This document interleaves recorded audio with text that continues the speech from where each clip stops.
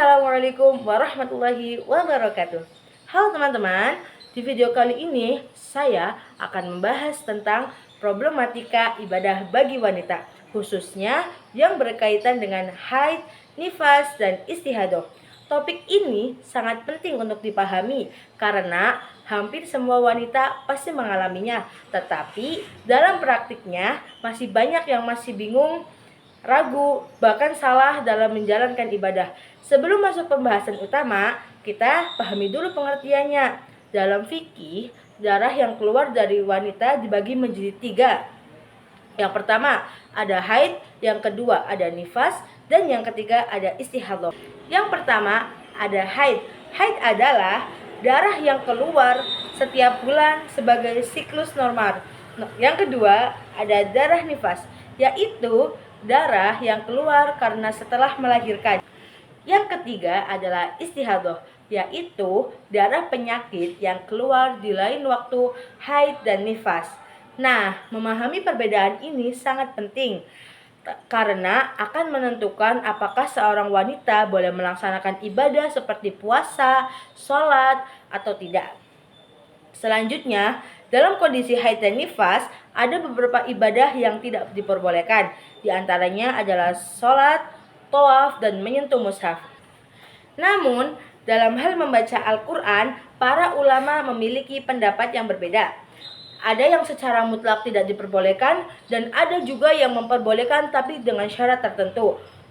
Contohnya, kepada seorang penghafal Al-Quran, beberapa ulama ada yang berpendapat boleh memegang mushaf Al-Quran, tetapi boleh tafsir. Untuk apa?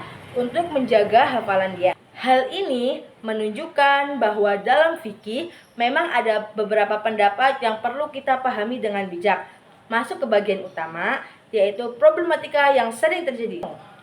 Masalah yang pertama adalah kurangnya pemahaman tentang fikih wanita. Masih banyak yang belum bisa membedakan antara haid dan istihadah. Contohnya, ada wanita yang mengalami flek di luar jadwal haid lalu menganggap itu haid sehingga dia tidak sholat.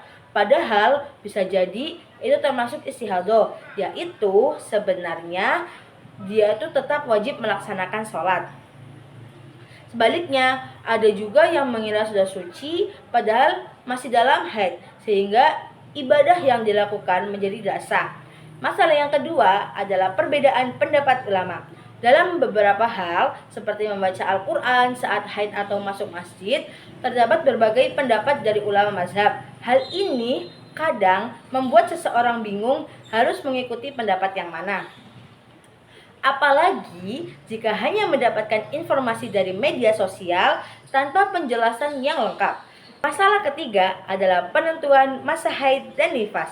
Setiap wanita memiliki kondisi yang berbeda-beda. Ada yang siklus haid teratur seperti setiap 28 hari sekali, tetapi ada juga yang tidak teratur.